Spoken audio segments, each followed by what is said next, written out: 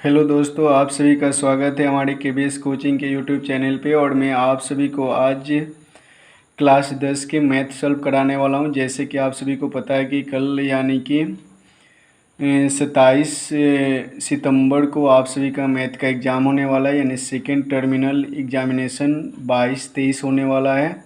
और मैं इसके मैथ क्वेश्चन यानी वस्तुनिष्ठ प्रश्नों को सॉल्व कराने वाला हूं। तो ये प्रश्न आप सभी को कल के एग्ज़ाम में देखने को मिलेंगे, तो इसमें से कोई भी प्रश्न को आप सभी इग्नोर ना करें और अच्छे से इस वीडियो को देख लें और सभी क्वेश्चनों को तैयार कर लें, क्योंकि A to Z यही क्वेश्चन कल आने वाला है।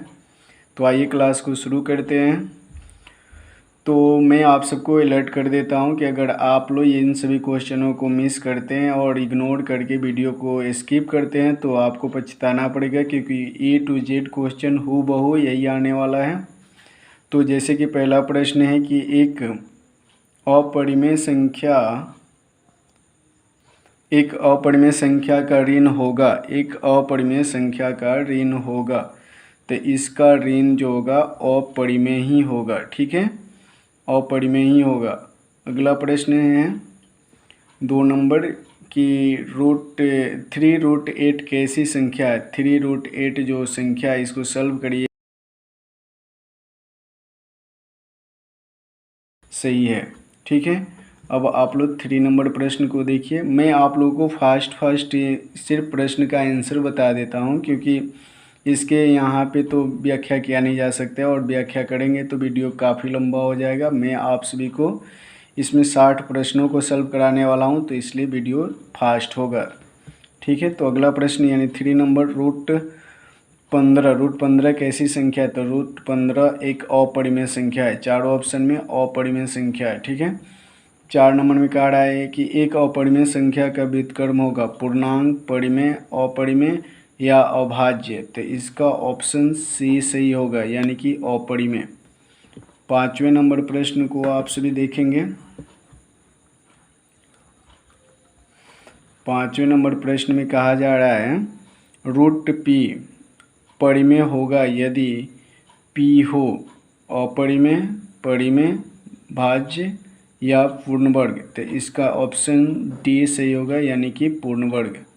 अगला प्रश्न, अपरिमेय का दशमलव प्रसार होता है। अपरिमेय का दशमलव प्रसार होता है। ए शांत, बी अशांत, सी अशांत अनावर्ती, डी इनमें सभी। तो इसका ऑप्शन सी सही है, यानी अशांत अनावर्ती। 7वें नंबर प्रश्न को देखेंगे। ए बराबर BQ+R होता है, जहां ये 4 ऑप्शनों में आप लोग देख लीजिए, ऑप्शन ए इसका सही है। अगला प्रश्न, इनमें परिमेय कौन है। परिमेय आप लोग को इन चारों ऑप्शनों में देखना है, तो इन चारों ऑप्शन में ऑप्शन ए सही है, क्योंकि यही एक परिमेय संख्या है। 9वें नंबर प्रश्न में कहा गया है कि परिमेय संख्या का वर्ग होता है। परिमेय संख्या का वर्ग होता है, तो इसमें ऑप्शन बी सही है। परिमेय संख्या का वर्ग जो होता है ना, परिमेय ही होता है। अब 10वें नंबर प्रश्न को हम लोग देखेंगे। 10वें नंबर प्रश्न में कह रहा है कि 21.25 को अगर P/Q के रूप में लिखें तो Q का रूप क्या होगा। तो Q का रूप आप लोग का ऑप्शन सी होगा, यानी 2 की पावर 2 गुने 5 की पावर 0। तो इन सभी प्रश्नों को आप सही से देख लीजिए, और मैं आप सभी चाहें तो मैं इसका PDF भी आप सभी को भेज सकता हूं। तो आप लोग अगर इस वीडियो के नीचे कमेंट में अगर लिखते हैं कि आपको PDF चाहिए और अपने मोबाइल नंबर सेंड करते हैं, तो मैं उस पर व्हाट्सअप कर दूंगा। तो चलिए अगले प्रश्न को देखते हैं हम लोग।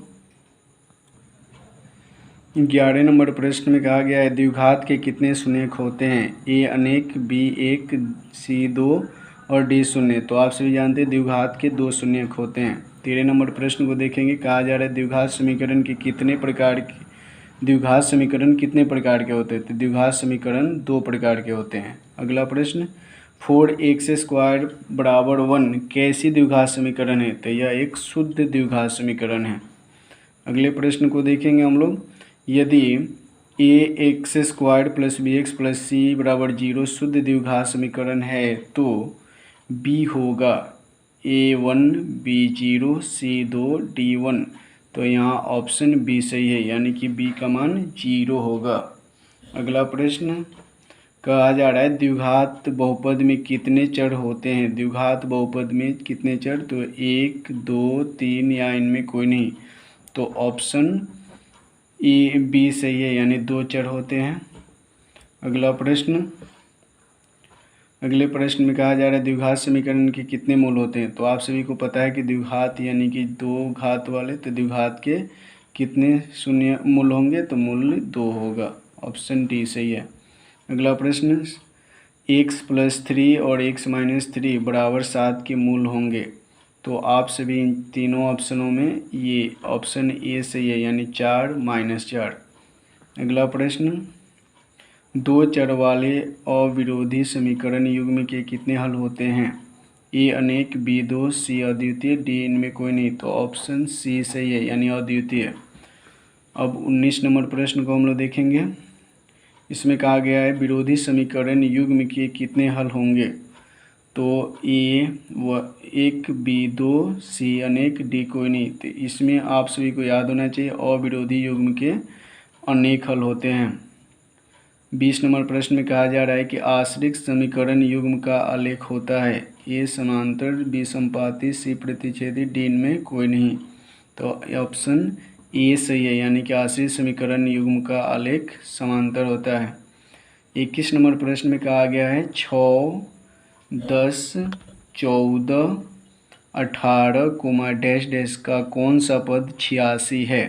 ठीक है, तो इसमें ऑप्शन ए 15वां, बी 20वां, सी 21वां, डी 22वां। तो इन चारों में ऑप्शन सी सही है। ठीक है, अब हम लोग 22वें नंबर प्रश्न को देखेंगे। कहा गया है -14, -10, -6 डैश डैश 30 में पदों की संख्या कितनी होगी। तो इसे आप लोग सॉल्व करेंगे तो आप ऑप्शन ए 15, ऑप्शन बी 12, 13 और कोई नहीं। तो इसमें ऑप्शन बी सही है, यानी कि इसमें 12 पद होंगे। अगला प्रश्न, 15 और 245 के बीच कितने 4 के गुणज हैं। तो 15 से लेकर 245 के बीच 4 के गुणज कितने, 58, 55, 60 इनमें कोई नहीं।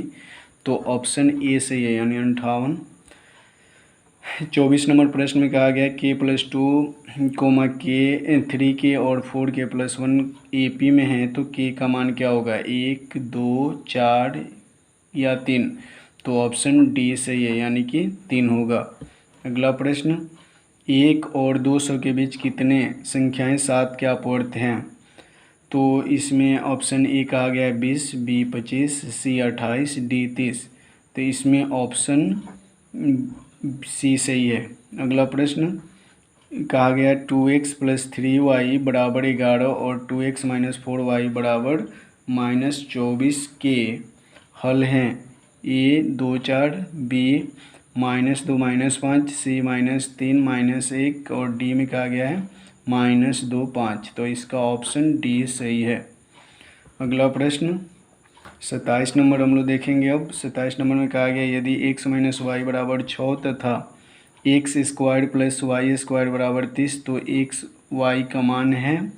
ऑप्शन ए 3, बी -3, सी 2 और डी -2। तो यहाँ ऑप्शन ए सही है, यानी 3 होगा मान इसका। अगला प्रश्न 28 नंबर में कहा गया है के किस मान के लिए 3x² + 2kx + 27 बराबर 0 के मूल वास्तविक और समान होंगे यदि a बराबर +-7, b बराबर +-9, c बराबर +-5 और d बराबर +-6। तो इन चारों ऑप्शन में ऑप्शन बी सही है। अब 29 नंबर प्रश्न को आप लोग देखेंगे। कहा गया है कि 101 और 999 के बीच कितनी सम संख्याएँ हैं। तो आपके लिए ऑप्शन है 250, बी में कहा गया 449, सी में 358 और डी है 501। तो यहाँ ऑप्शन बी सही है, यानी 449 संख्याएँ होंगी, सम संख्याएँ। अगला प्रश्न, PQR में PQ² बराबर PR² - QR² है तो कोण Q के माप कितना होगा। ए 90, बी 60, सी 45, डी 30। तो यहाँ ऑप्शन ए सही है, यानी कि 90। अगला प्रश्न, यहाँ कहा गया है 31 नंबर में कि बिंदुएं 0, 0, A0 एवं अल्फ़ा बीटा सनेक होंगे यदि ए अल्फ़ा बराबर 0, बी अल्फ़ा बड़ा है 0 से, सी बीटा बराबर 0 और डी में कहा गया बीटा 0 के बराबर नहीं है। ठीक है। अगले 32 नंबर प्रश्न में कहा गया कि बिंदुएं 2, 5 और 4, -3 का मध्य बिंदु होगा। तो इसमें ऑप्शन दिया गया है ए 6, 2, बी 2, 6, सी 3, 4, डी 3, 1। तो ऑप्शन डी इसका सही है। ऑप्शन डी इसका सही है। चलिए अगले प्रश्न को देखते हैं। अब हम लोग 33 नंबर प्रश्न को देखें। कहा गया है 33 नंबर में कि वृत्त के व्यास के शीर्ष का निर्देशांक 3, -1 एवं -3, 1 है तो वृत्त के केंद्र का निर्देशांक होगा। तो ऑप्शन ए 2, 4, बी में कहा गया 4, 2, सी में 0, 0, डी इनमें कोई नहीं। तो इसका ऑप्शन सी सही है, यानी 0, 0। 34 नंबर में देखेंगे हम लोग। 34 नंबर में कहा गया रेखाखंड ए बी का मध्य बिंदु 2, 4 तथा ए का नियामक 5, 7 है तो बी के नियामक होगा। ऑप्शन ए कहा गया 2, -3, बी कहा गया 1, -1, सी में 2, -4 और डी में -1, 1। तो ऑप्शन डी सही है। अगले प्रश्न को देखेंगे हम लोग। 35 नंबर में कहा गया है बिंदुएं 2, -3 और 5, 6 को मिलाने वाले रेखाखंड को एक्स अक्ष किस अनुपात में बांटता है। ऑप्शन ए कहा गया है वो 1:2, बी में 2:3, सी में कहा गया है 1:3 और डी इनमें कोई नहीं। तो ऑप्शन ए इसका सही है। अगला प्रश्न, एक त्रिभुज के शीर्ष बिंदुएं 4, 6, 0, 4 और 5, 5 है तो केंद्रक निर्देशांक क्या होगा। तो ऑप्शन ए 5, 3, बी में कहा गया 3, 5, सी में 3, 4 और डी में 4, 4। तो इसका ऑप्शन बी सही है, यानी 3, 5 इसका आंसर होगा। अगला प्रश्न हम लोग देखेंगे।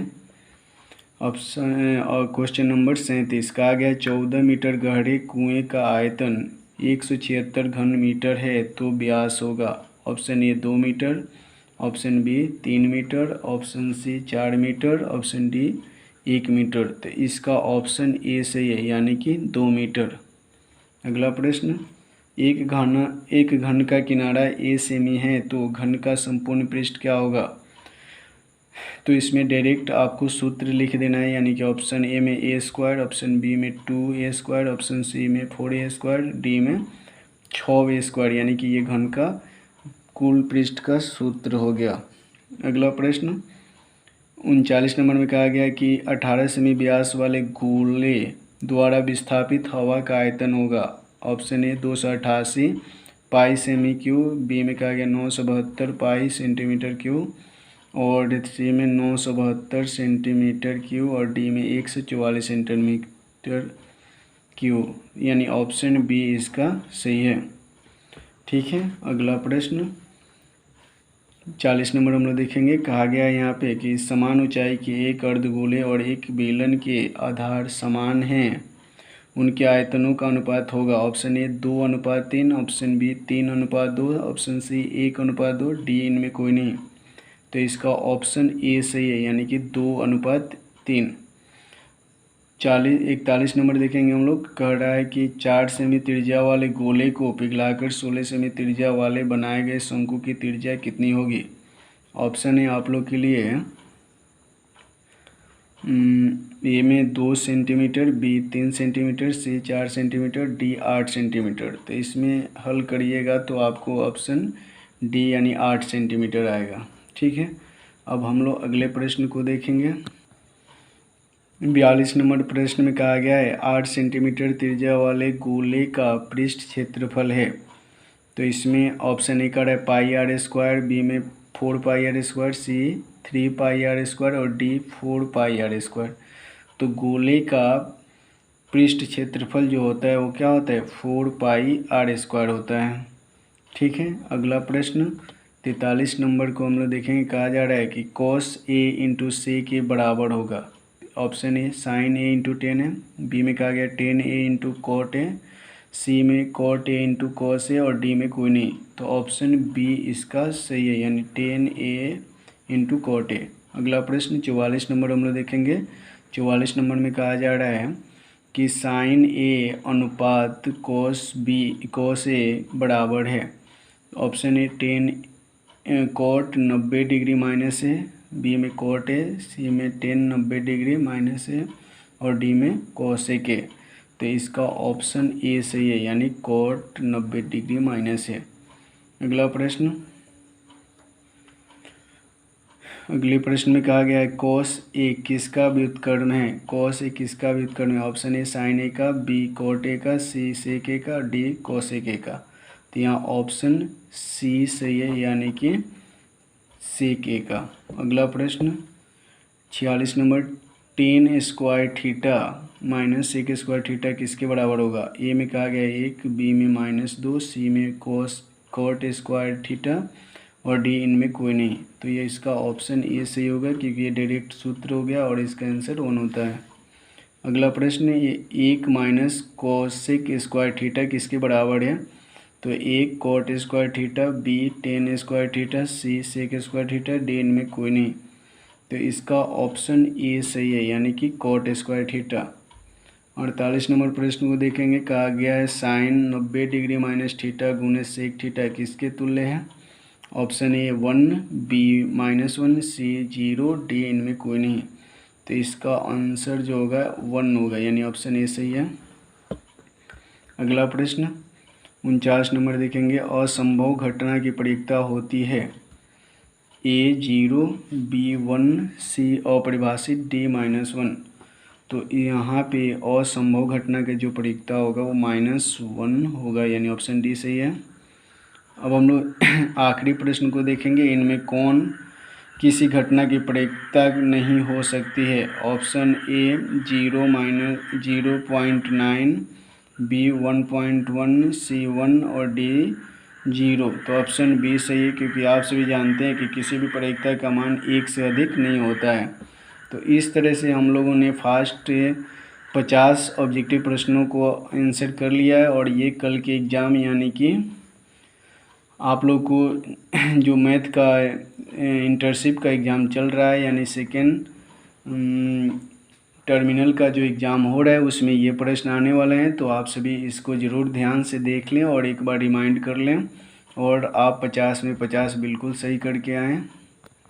तो आप सभी इस चैनल को ज़रूर सब्सक्राइब कर लीजिए, क्योंकि हम आपको फाइनल एग्ज़ाम तक ऐसे VVI क्वेश्चनों को लाते रहेंगे और आपके एग्ज़ाम में बेहतर नंबर लाने के लिए मैं बहुत सारा मेहनत करता रहूँगा। तो प्लीज़ इस चैनल को आप सभी सब्सक्राइब कर लीजिए।